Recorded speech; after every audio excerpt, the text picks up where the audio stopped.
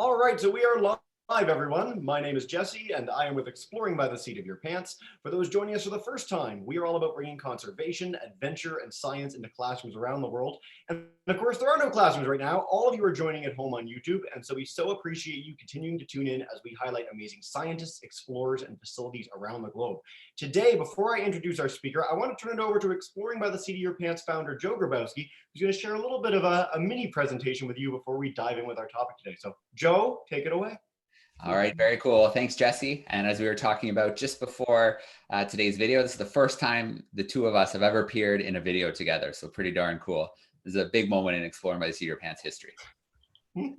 All right, so I do want to take a minute to share today. So first I want to do a quick shout out to Dennis, who's tuning in today, and to any of the E.O. Wilson Biodiversity Foundation Half Earth ambassadors and educators who are tuning in. So it's an amazing program. I'm going to share a couple slides just to highlight it today, and then I'll throw things back to Jesse and we can get back to our program. So bear with me while I share my screen for just a moment. There we go. And then let's go ahead and take this full screen.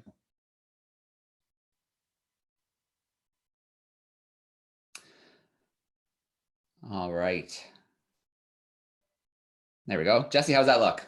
Looks great. Perfect.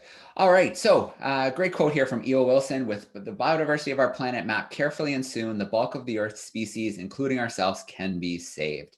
All right. What does this conservation picture look like? We have this amazing program, Half Earth. It is the Enhanced Half Earth Project Map.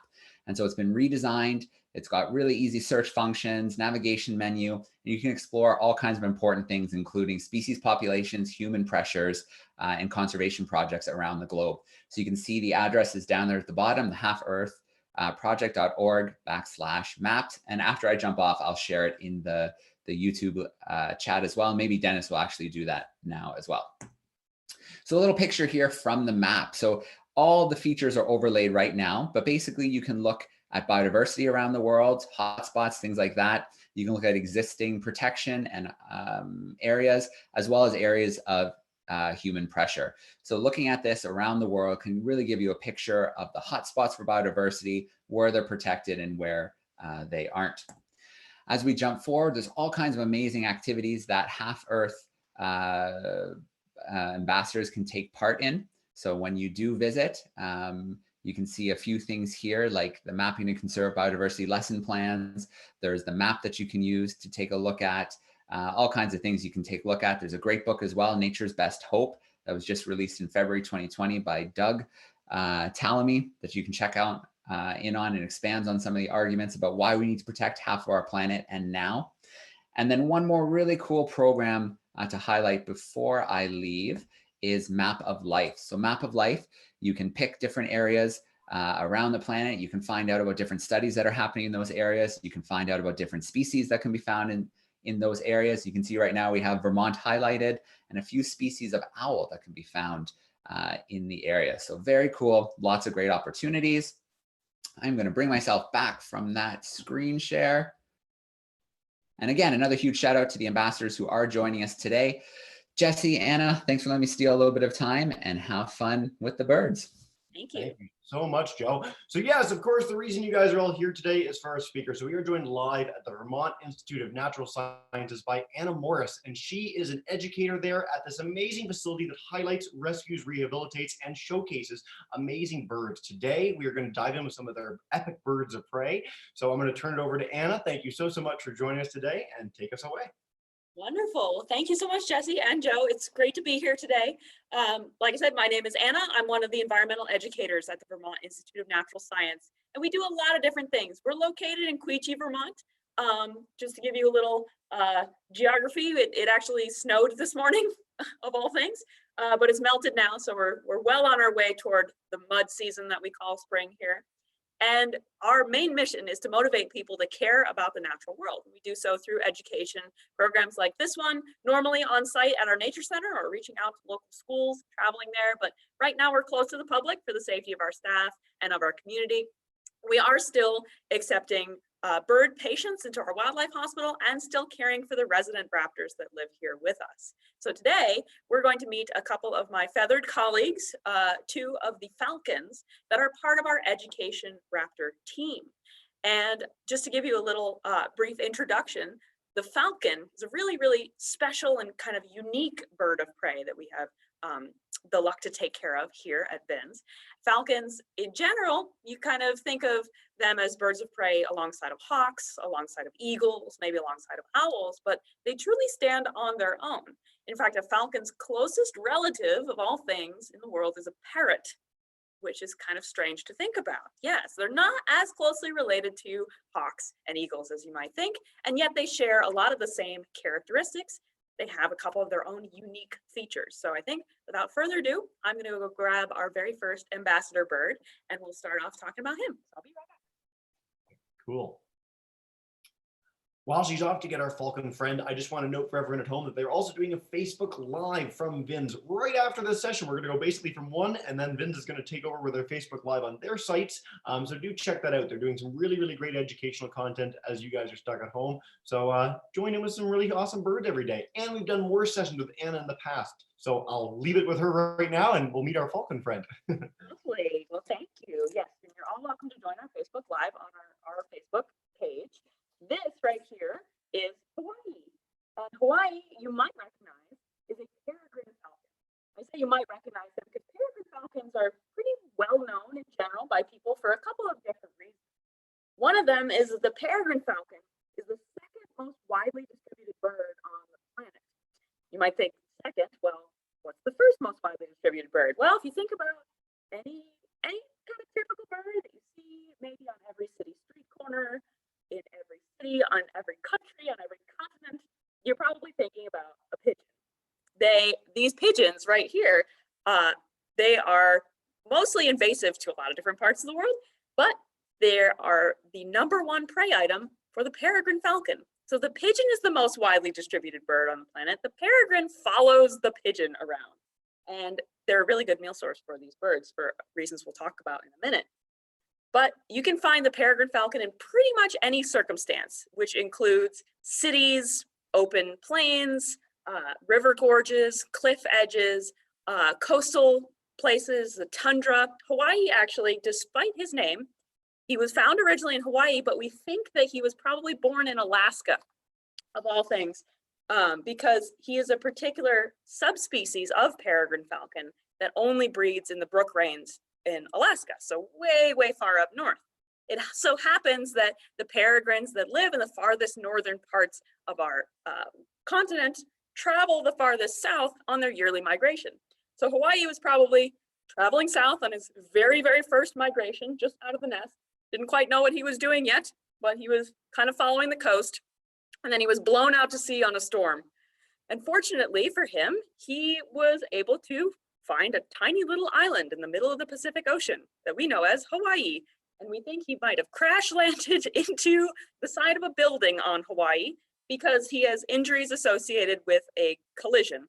He's got a piece of his keel bone. So right here, going up and down his breast, is a big bone where all of his flight muscles attach to. And if you notice, if he will let me get him a little bit closer to the camera, his beak is not this right shape that you'd expect. The raptors in general, they all have big forward-facing eyes, they all have talons and a sharp hooked beak, but Hawaii's beak is not really sharp or hooked at all. He actually broke off the top part of his beak in whatever collision he had, and unfortunately it didn't heal properly. So he cannot rip or tear his prey up into bite-sized pieces the way that raptors do with their beak normally. So that's why he lives in captivity now, and we are able to cut his food into little bite-sized pieces, which he gets very excited about, so that he can eat them, just like your parents might cut up your food for you before you can use a knife or a fork. So they're widely distributed. Another reason why peregrine falcons are well known by people is because they are the fastest animal on the planet. They can dive straight down out of the sky on top of their prey, which might be a big flock of pigeons. And they're looking for one pigeon that might be a little bit slower, a little bit clumsier than the rest of those pigeons. And they will come down on top of that bird either grabbing at it with their talons, or sometimes they actually ball up their talons into a little fist and punch the bird out of the sky, little falcon punch there. And that's enough, if not to kill the pigeon, to stun it and bring it to the ground. They can travel at speeds of over 242.5 miles an hour. This was documented in a National Geographic documentary of a falconer's bird that was wearing a little speedometer backpack, so they could track in real time how fast that bird was traveling. And the falconer who was working with the bird said she knew her bird really well and knew that this bird was kind of holding herself back, that she probably could even have gone a little bit faster than that 240 miles an hour, which is insane for me to think about. And that's a very unique thing to the falcons, that they use this advantage of speed to catch their prey. And they're very aerodynamically built. You might notice how kind of streamlined Hawaii's body is. He's also got these long pointed wings. He keeps flapping all over the place. Those long pointed wings, like the wings of a jet airplane, might help him be acrobatic in the air, but they are also very narrow. And so they help him build up and maintain speed. He doesn't have a lot of drag associated with his wing feathers. But that also means that peregrines are not known for their ability to take off vertically. In cases when Hawaii is on my glove and he decides that he wants to be elsewhere, sometimes he has a little bit of trouble recovering. He can't get himself quite back up on the glove because that's hard, but we've been working on his comfort. So you'll notice I'm sneaking him little pieces of food as we do this. He's quite comfortable right now. He couldn't care about anything at all because he can't see any human beings. So he thinks this is just fine. So that's a little bit about the peregrine falcon as an animal, about Hawaii, the peregrine.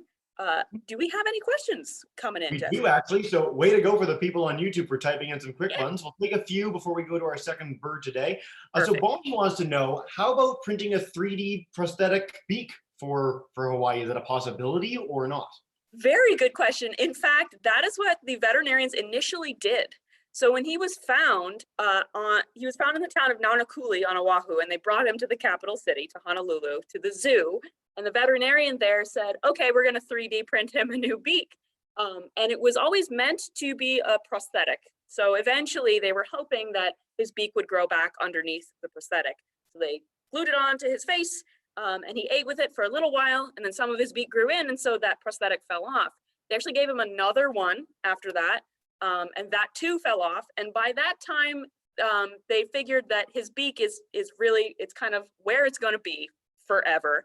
And they decided that since he is so fond of removing the prosthetic, that they were just not going to bother with it anymore, and he was going to lead a captive life.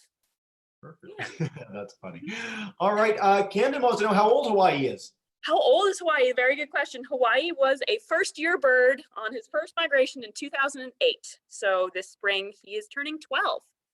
Which is not elderly by any means. It's probably, honestly, about middle-aged for a peregrine falcon. We hope he lives another 10 years with us.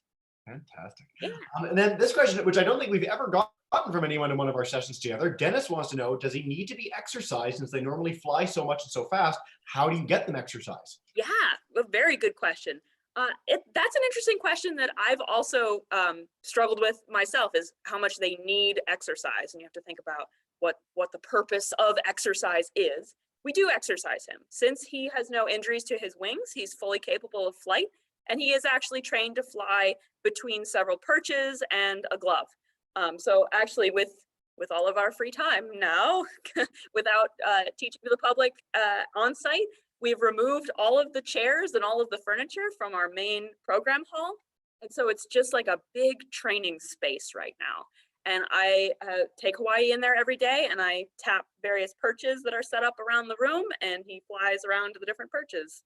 So he gets out and about. He's a very, very high energy bird, as I'm sure you're noticing. So he processes calories fast, just like Awesome. Anna, these have been great answers. I want to make sure we get enough time to see our other bird friend today. So I'll leave you to trade over, and I'll keep us going. Yep. Thank you so much. We'll see you in a second. Again, guys, great questions on YouTube. Keep them coming. We'll try and take as many as we can today. And I know that Vermont Institute takes questions online. So at the end of this, I'll put this in the chat bar where you guys can reach out and ask even more if we don't get your question answered live on screen.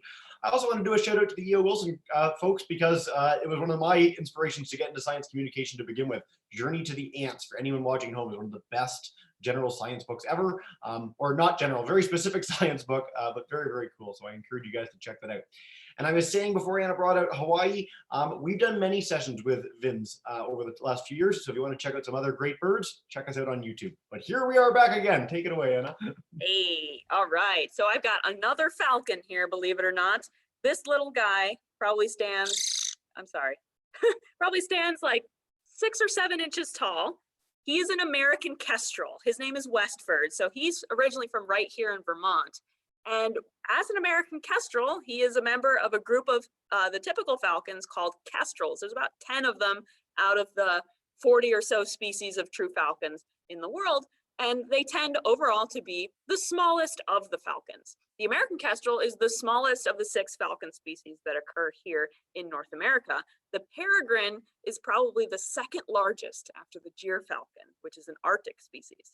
But American kestrels, just like this guy, they're actually found pretty much all over North America, from coast to coast, from southern parts of Canada, all the way down through Mexico. They are also a migratory species, and that has more to do with the fact that they need to follow their prey rather than that it might be too cold for them anywhere in the winter. Their prey, as you might imagine, for this little guy, are smaller things than pigeons. He's not going to be going after a quail or a duck or a grouse or anything like a peregrine could. Instead, these guys, most of the biomass of what they eat are meadow voles, or those little rodents that you find running around in the grass in really tall overgrown fields.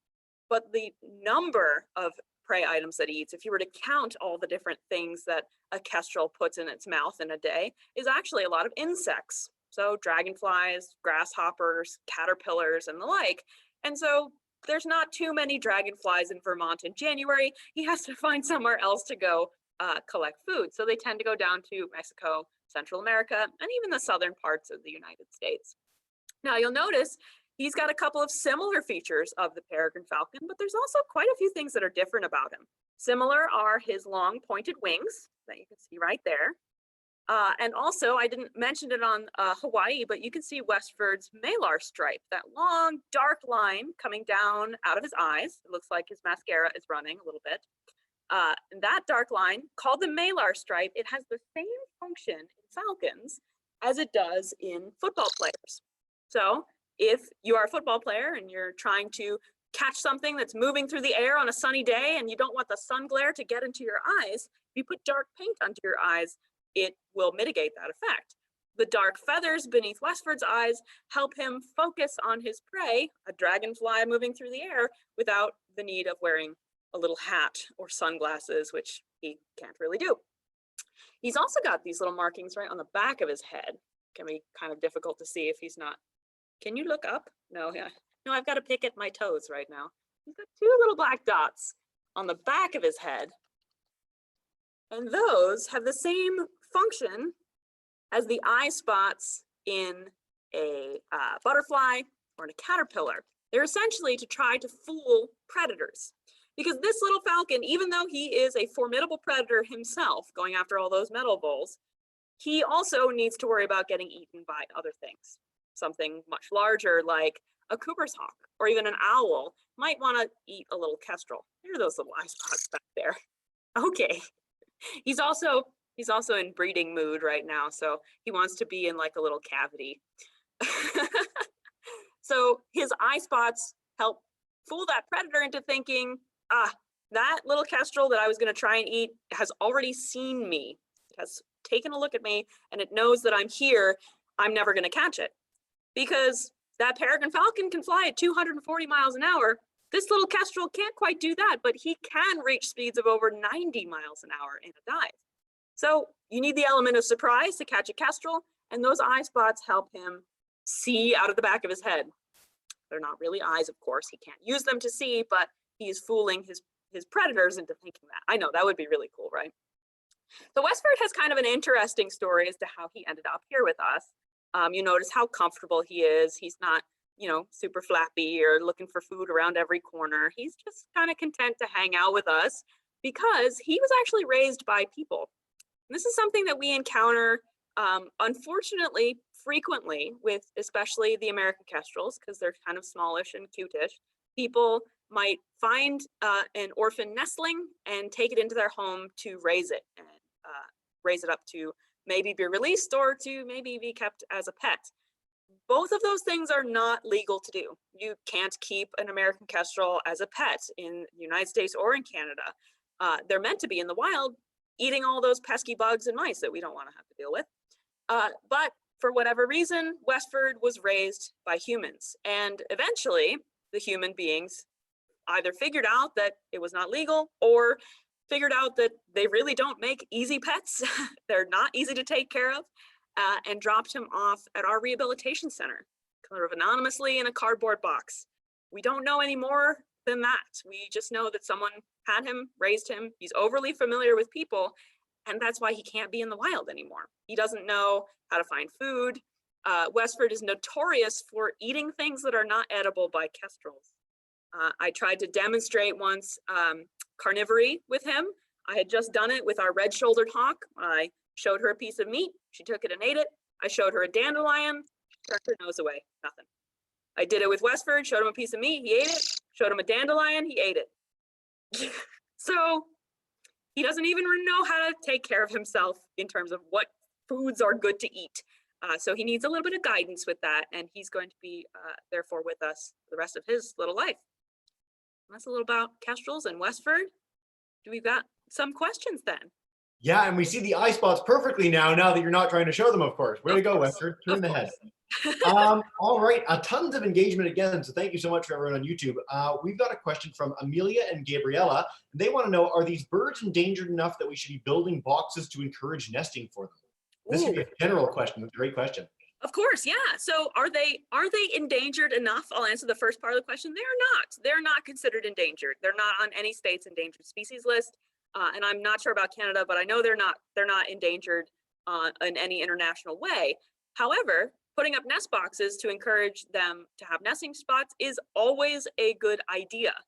Though they are not endangered, the kestrel has been in decline, a very steady, very slow decline for the last 45 years. And what biologists who study kestrels have recommended that individuals can do to help this is to put up nest boxes. So there's really great plans, if you don't already have some, online at nestwatch.org, which is, you know, what it sounds like, nestwatch.org. And you can search in their Right Bird, Right House tool for an American kestrel box and download those plans easily there. Yeah. How cool is that? Thanks so much, Anna. All right, Ishimaru wants to know, what is their lifespan? We like knowing how long birds can live. Yeah, everyone's always curious about that, for sure. Their lifespan is a little bit shorter than the peregrine. It tends to correlate with size. So a really big bird lives a long time. A teeny bird like this, he might live 10 or 12 years. My colleagues and I actually argue about how old Westford is. I maintain that he's 5. My colleague Nathan, who you've met, Jesse, thinks that he's 4. We're never going to resolve this because no one was there. Yeah. You're the one on YouTube with us, so we stay with you at 5. We're in your court. Good. Susan wants to know, do they only eat fresh catches, or do they kill things and store them for later?